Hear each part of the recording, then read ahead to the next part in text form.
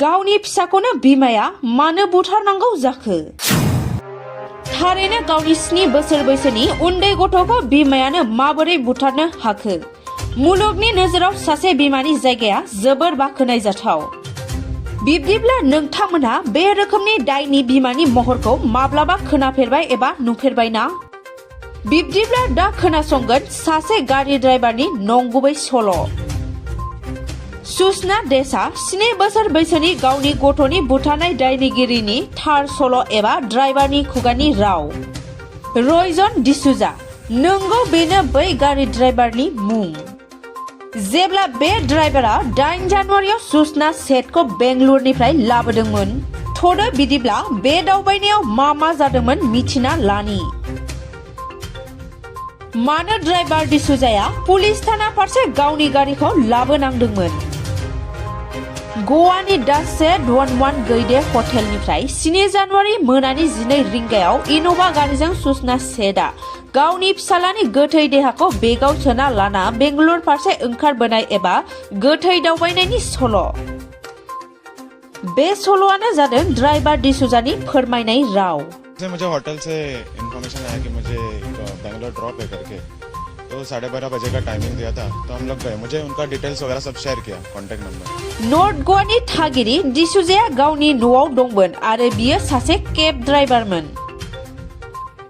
7 जानुवारि रबिबार बारायनि समाव गावनि नखरनि मानसिफोरजों थानाय हुदा दंमोन। बे समाव 11 बाजिसो जाबायमोन। डिसूजानि मबाइलाव फन फैयो। बे फना दा सेट 11 गैदे हटेलनि रिसेपसननिफ्राय फैनाय फन। डिसूजाया बे नाम्बारखौ सिनायोमोन मानोना बे हटेलनिफ्राय गोबां बार बेरायगिरिफोरखौ बेरायनो लांबाय। फन खालामग्राया डिसूजानाव सोंबाय, मा नोंथाङा बेंगालुरु फारसे थांनो हागोन नामा? थाबैनो सासे आइजो पेसेन्जारखौ लानानै। ओरैनोथ' डिसूजाया गावनि केबखौ बांद्राय गोजान लांफेराखै, नाथाय बियो हरनि खामानिखौ मोजां मोनो। हराव गारि सालायनो मोजां मोनो मानोना बे समाव लामाया होंगो दोंगो गैया जायो। बियो हारसिंनो बेंगालुरुसिम पेसेन्जारखौ दोनना फैनांगौ, बिनि थाखायनो 30,000 रां बिदोंमोन आरो बिखौ बुंदोंमोन गाव हारसिंनो बेंगालुरुनिफ्राय फैफिननांगौ जागोन। बेनि थाखायनो सासे ड्राइभार लांफायनायनि खोथा बुंदोंमोन। रायज्लायनाया थि जानायसै। बिनि उनाव रिसेपसनिस्टनो 2:30 समाव हटेल फारसे मोनहैनायनि खोथा बुंनायसै। सानैबो ड्राइभारा पेट्रल टेंकिखौ फुल खालामनानै हटेल दा सेट 11 गेटआव 2:30 सिगां सहैयो। हटेल सहैनायनि उनाव रिसेपसनाव मोनफैनायनि खौरां होयो। दसे उनावनो सासे हिन्जावा खाथियाव फैयो। बिनि आखायाव गोजा गाबनि गिदिर ट्रली बेग दंमोन। रिसेपसनाव थानाय मानसिया सुसनाखौ केब ड्राइभारजों सिनायथि होयो। सुसनाया थांनो थाखाय थियारि जाना दंखायोमोन। बियो ट्रली बेगखौ डिसूजानो होनायसै। डिसूजाया ट्रलीखौ लाना गारि फारसे फैयो आरो डिक्कीखौ खेवनानै गावनि आखाइजों थिखोनायसै। बियो हमनो मोननायसैदि बेगआ नांगौनि बारा गिलिर, नाथाय बिनि सोमोन्दै बांद्राय सानासै। बिनि उनाव हटेलनिफ्राय ओंखारलांनायसै। 1 घन्टा 30 मिनिटसो गारिखौ थाद'आलासिनो खारहोबाय थानायसै। हर गोथौ जानायनि जाहोनाव ट्राफिकबो गैयामोन।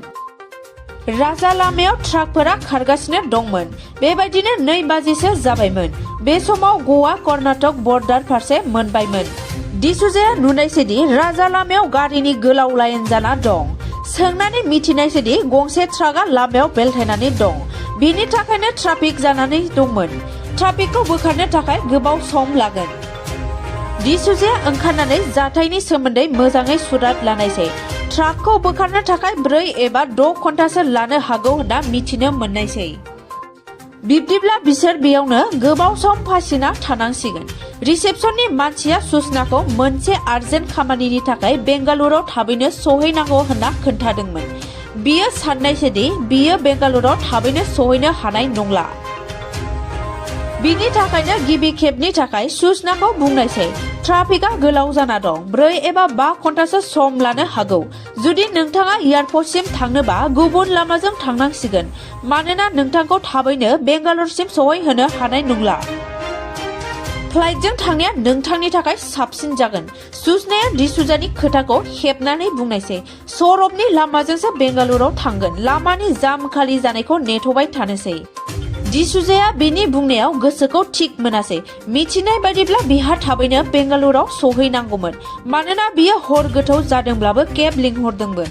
नाथाय ट्राफिक जानायाव बिनि गोसोआव गुलुं गुजुं जानायखौबो नुवाखै। डिसुजाया साननायसैदि आंहालाय मा खहा जानो, आंहाथ' 30,000 भारा मोनबानो जाबाय। दसे गोबावनि उनाव ट्राफिकआ गेवनायसै। बे समाव सुसनाया सिरियैनो दंबाय थायोमोन, ड्राइभारफोरजोंबो जेबो रायज्लायाखैमोन। दावबायनाया गाहाम जानायनि ड्राइभार सानैया कक्रि रावजों सानैजों रायज्लायबाय थादोंमोन। बे रायज्लायनायनि गेजेरजों सुसनाया कक्रि राव रायज्लायनो रोङामोन। गेजेराव सुसनाया दै आरो साहा लोंनो होननानैल' ड्राइभारनि सिगाङाव बुंदोंमोन। साहा लोंखांनायनि उनाव फिन गारियाव गाखोनायसै। बिनि उनाव थाद'नाय गैयालासे गारि सालायनायसै। अखानायै 11 रिंगासो समाव डिसुजानि मबाइलाव घन्टी गाबनायसै। फन हमनायनि उनाव मिथिनो मोननायसै कलंगाट पुलिस स्टेशननिफ्राय फन फैदों। फनाव थानानि इन्सपेक्टर डिसुजानाव थोंजों सोंनायसै लेडि पेसेन्जारा दाबो गारियाव दं नामा आरो फिसाज्लायाबो दंफायो नामा। पुलिस इन्सपेक्टरा ड्राइभारजों कक्रि रावजों रायज्लायदोंमोन, बिनि थाखायनो सुसनाया जेबो बुजियाखैमोन। डिसुजाया इन्सपेक्टरनो खोन्थानायसै लेडि पेसेन्जारा दाबो गारियाव दं, नाथाय बिनि फिसाज्लाया गैया। जाय हटेलनिफ्राय चेक आउट खालामदोंमोन बे हटेलाव माखासे थैनि दागो मोनदों होनना खोन्थानायसै। बिनि थाखायनो बिनि सायाव सन्देह खालामदों। बिनि थाखायनो लेडि पेसेन्जारनो फनखौ होनो खावलायनायसै। 3 मिनिटसो इन्सपेक्टरजों रायज्लायनानै फना बन्द जाबाय आरो फनखौ डिसुजानो होफिननायसै। डिसुजाया बेखौल' बुजिनायसै दि इन्सपेक्टरनो गावनि मोनसे एड्रेस होदों। डिसुजा फोरमायनाय बायदिब्ला सुसनानि मोखाङाव इन्सपेक्टरजों रायज्लायनायनि समावबो बिनि जेबो गिनाय साफिनाय नुनो मोनाखै। 1 घन्टासोनि उनाव इन्सपेक्टरा फिन फन हरफिननायसै। कक्रि रावाव बुंनायसै दि जेखि जाया हालोदाव खाथिनि पुलिस थानायाव लांनो खावलायनायसै लेडि पेसेन्जार सुसनाखौ। बेबायदि खालामनाय समाव सुसनाखौ मिथिहोआबालानो खामानिखौ मावनो थिननायसै। डिसुजाया इन्सपेक्टरनि बेबायदि बुंनायाव एसे गिनायसै, थेवबो बियो गोसोनि गिनायखौ लाखोमानायसै। बिनि गारिया आबादनि फोथार गेजेरजों खारबाय थादोंमोन, नाथाय पुलिस थानाया बबेयाव? बे समाव बिनि गोसोआव गुगोलनि फारसे गोसोखांनायसै, नाथाय पुलिस थानाया 150 किल'मिटार होनना खोन्थानायसै गुगोलआ। डिसुजाया बे समाव मोनसे हाबा मावो।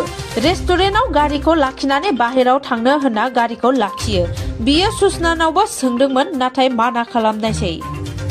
गारिनिफ्राय ओंखारनानै सासे गार्डनाव सोंहैनायसै खाथियाव पुलिस थानाफोर दं नामा। चित्रदुर्ग जिल्लायाव आइ ममला होननाय मोनसे पुलिस स्टेशन दं। बिनिफ्राय फ्राय 500 मिटारसो गोजानल' जागोन होनना मिथिनो मोननायसै।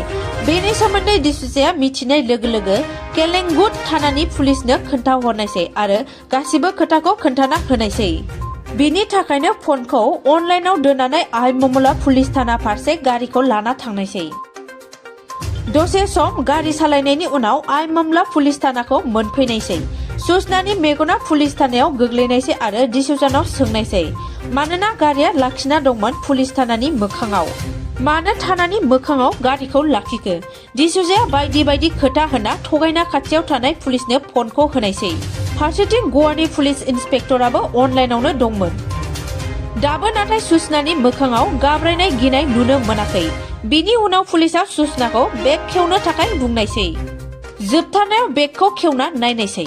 सुसनानि मेगनावनो बेग खेवदोंमोन, नाथाय बिनि मोखाङाव जेबो गिनायनि महर नुवाखैमोन। बेग खेवनानै खोबनाय जिखौ बोखारनाय लोगो लोगो सासे गथ'नि गोथै सहखौ नुनायसै। गोथै मोनखांनायनि उनावबो सुसनानि मोखाङाव गिनाय होनाय सोदोबखौनो नुवाखैमोन।